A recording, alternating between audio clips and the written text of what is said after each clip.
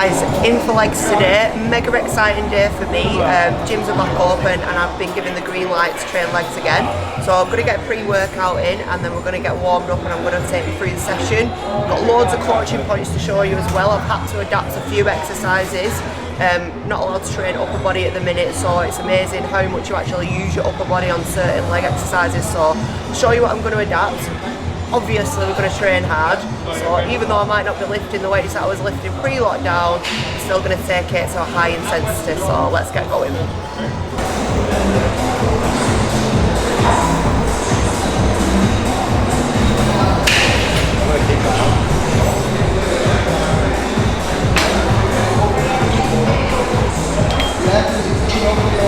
So I'm just going to get warmed up first. My main exercise that I'm going to be doing, well there's two main exercises I want to try.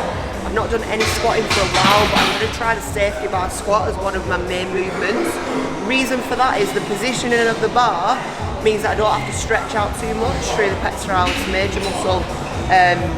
I'll be open and say that I have had breast augmentation done 4 weeks ago, so any girls watching this, if you're thinking about how you need to adapt your training post-op while your body's still recovering, then this is a good one for you guys. Obviously I've been given the go-ahead by my surgeon, I'm not just doing it before I'm meant to, but that's one of my main exercises. The next exercise after that is going to be the leg press. Obviously it's back supported, so I'm not having to use my core to brace, and with that one we can afford to get as heavy as I can. Obviously if you see me squatting an empty bar, then just mind your business, yeah?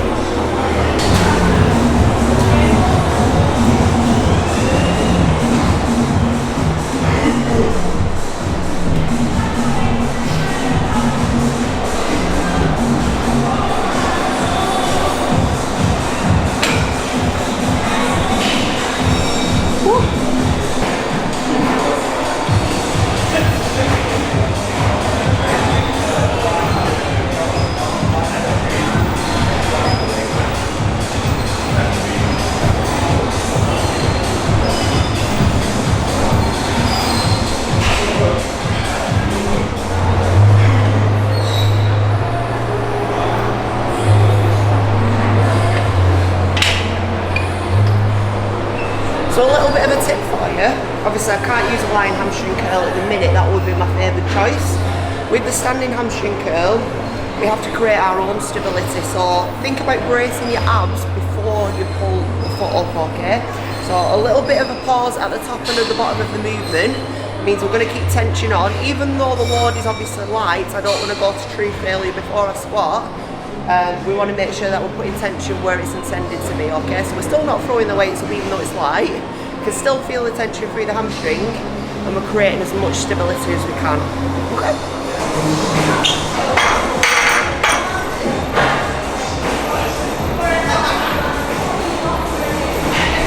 So safety bar squat.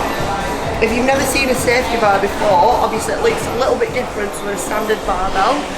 It's great for people who've got shoulder issues, anything going on at the upper body, and what it does is it forces us into a more upright position when we're squatting, which in theory will mean that you're using your quads a lot more.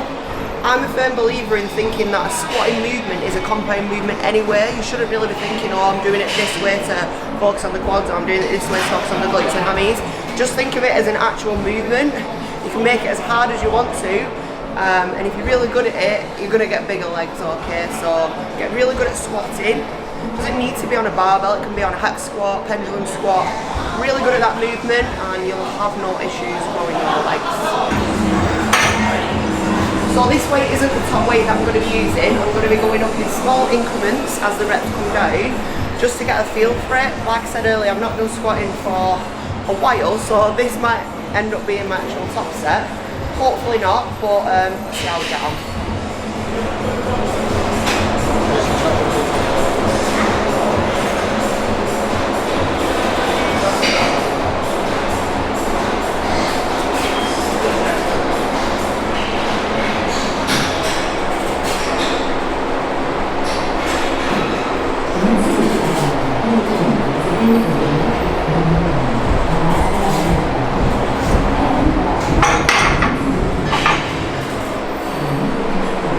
Definitely not the top set, so I'm going to put a bit of weight on.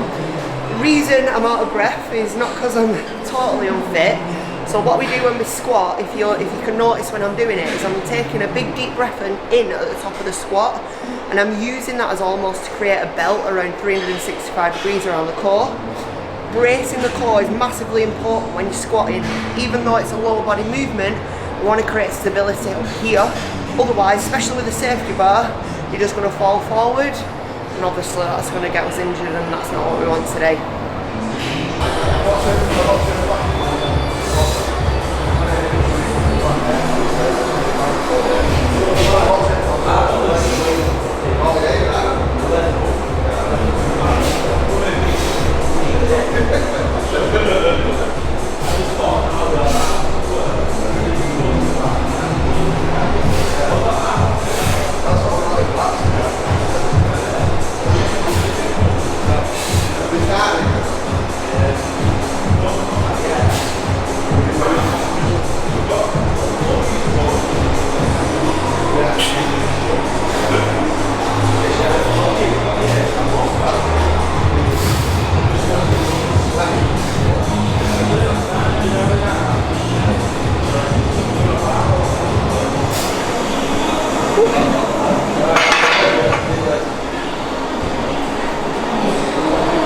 So obviously I'm not as strong as I was pre-lockdown, and that's to be expected.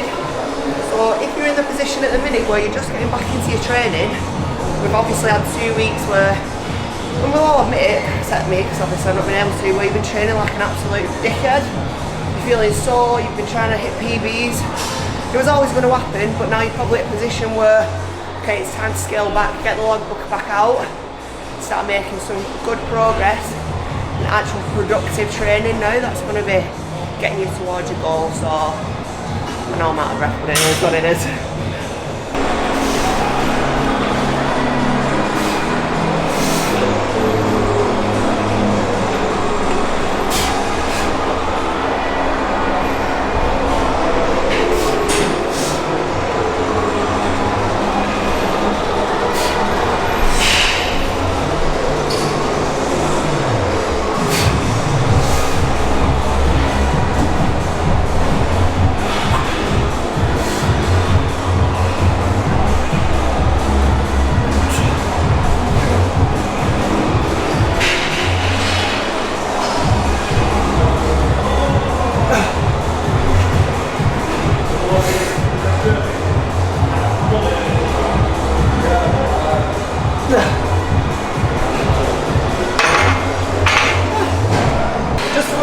As well, if you are thinking about doing the safety bar squat, is when you're under the bar, on the way down, don't think about pulling the bar into you. See a lot of people on this and you're already starting then in this flexed position through the spine. You want to almost push the bar away to keep the chest upright and as a max amount of knee flexion as possible. Also, the reason I've got these shoes on gives you a little bit more ankle mobility. See some people squatting on plates, you might see people squatting on ramps, and that's the reason for that. So especially on the safety bar, you want to stay as upright as possible. If ankle mobility is an issue, either choose a different exercise or look about giving yourself some false ankle mobility with a wedge or a shoe.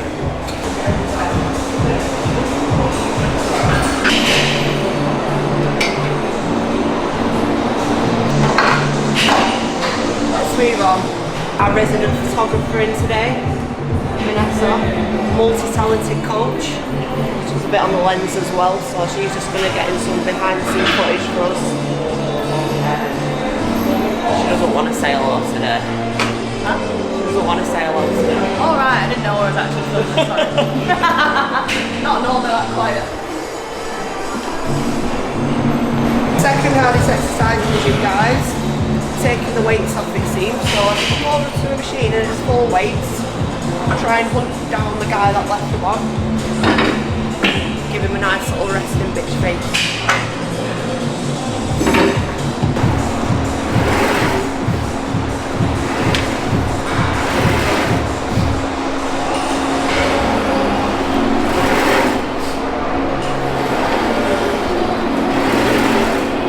So this is where the slip knot comes on, because if you follow me on Instagram or from the social media, you know that my bag is a little bit heavier than what they play in the warehouse. So even though I can appreciate dance music, when you're on a heavy-ish leg press, we're going to get an extra few reps out of listening to Slipknot. So a little tip there for you, if you want to get stronger, Slipknot is necessary.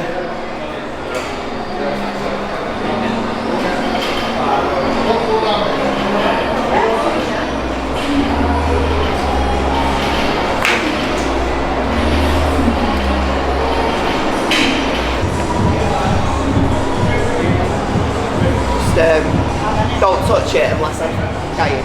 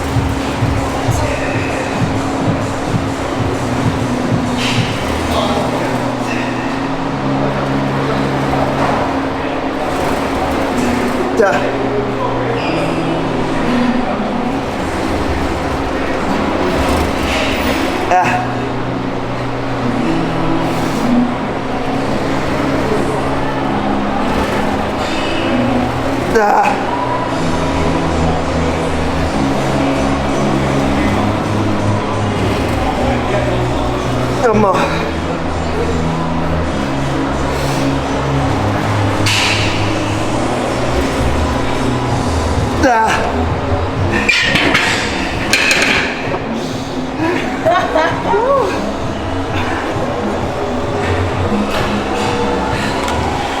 Shaking.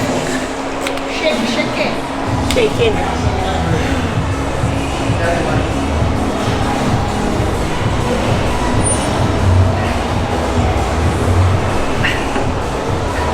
So leg press, guys.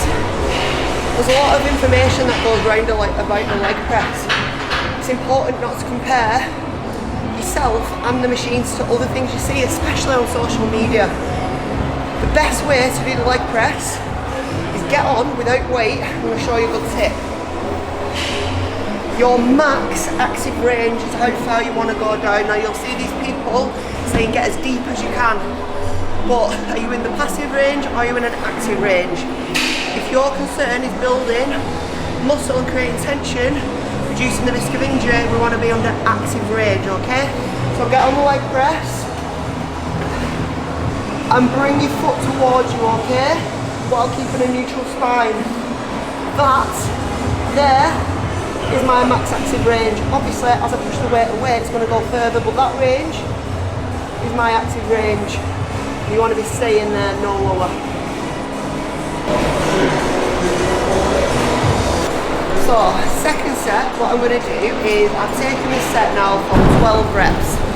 So the next set I'm going to do is called a Widowmaker. It's basically a rest pause set. So by that we mean it's a cluster set broken down by, I'm going to take about 4 or 5 reps and I'm going to get to 20 reps on the same weight that I just used, okay? So I went to failure for 12. Next I'm going to extend that by taking some rest in between. It's a really good way of getting more overload, but without dropping the weight, okay? So don't need to overthink it. It's just a way of training harder, basically.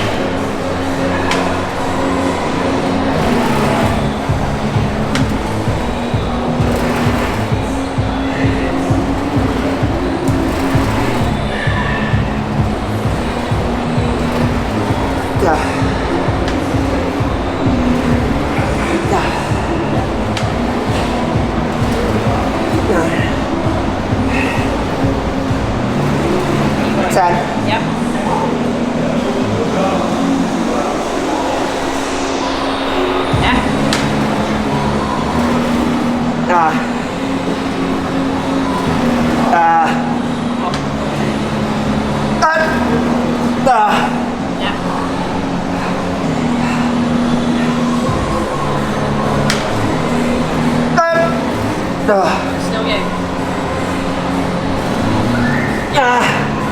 Let's go.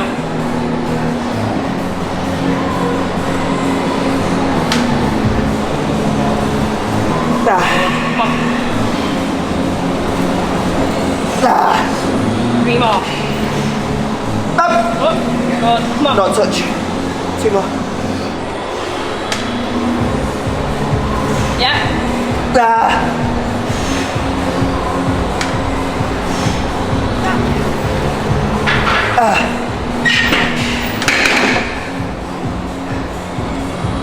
All you. Don't touch it. Next exercise I'm going to do is machine hip thrust.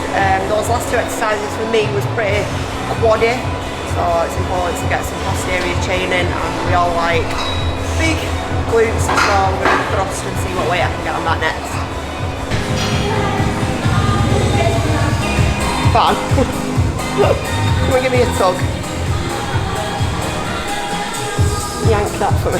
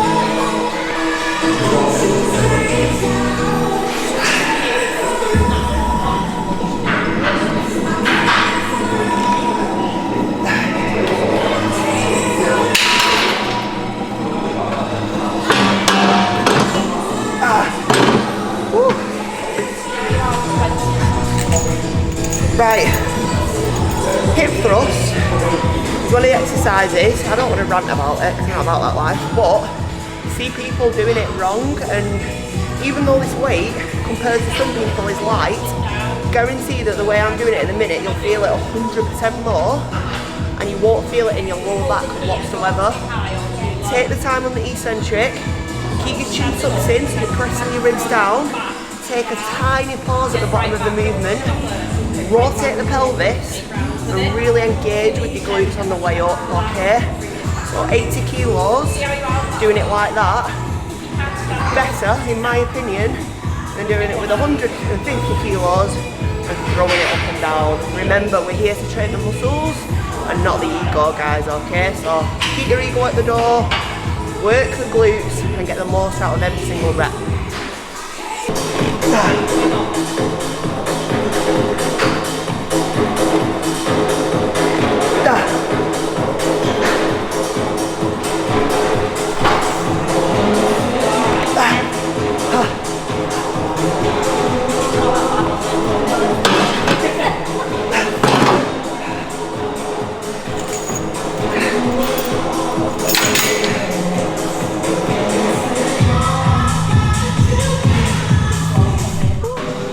So I just finished up with the 3rd exercise in today's session, which was hip thrust. I've only done 2 sets on that, which is quite low on volume. Now you might hear the word volume being bandied about and think, what is volume? So it's the overall amount of work that you're doing across the session. It's not just the sets, it's the actual weight that you're moving as well.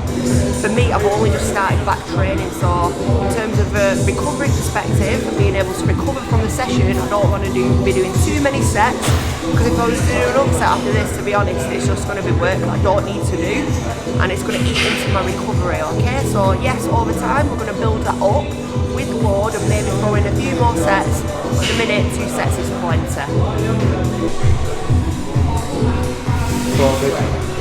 Safety first. It's only because I'm sweating my back out, that's the reason. Last exercise I'm going to do is leg extension. Now you're asking why the hell is she putting straps on for a leg extension? Not a weirdo, I am a bit of a weirdo, but there's a reason for it. All the way through the session I've pretty much used machines that set the safety bar squat to create as much stability as possible.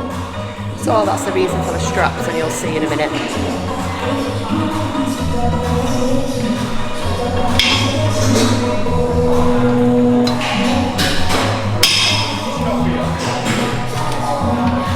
We have the world's heaviest leg extension in warehouse, by the way, so if you're stacking your leg extension at the gym, come and try ours. 10 kilos, literally it's about 30 kilos on it.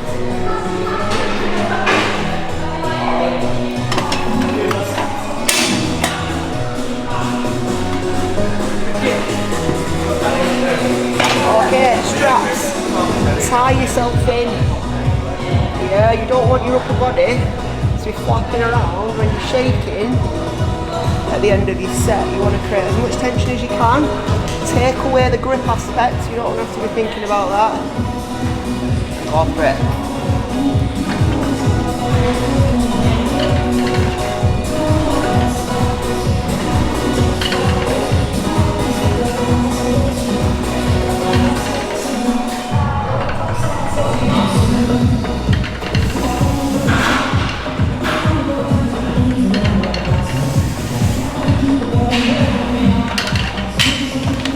Too light.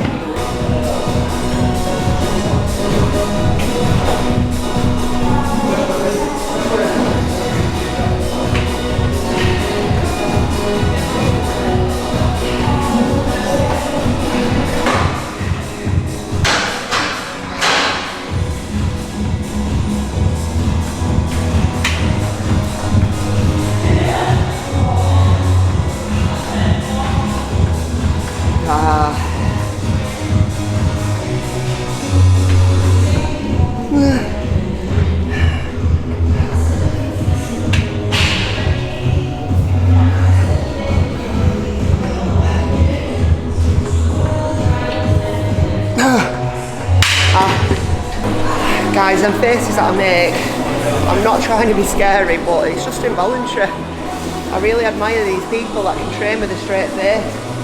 Either they're exceptional at lying or they're not training hard enough. So don't be afraid to pull a few faces in the gym. Looking scary for 2 minutes is better than not looking better or feeling better and making progress.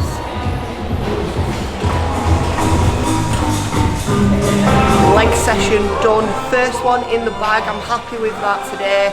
Hopefully you guys got some valuable content from that and can go ahead and use it a little bit in your own training.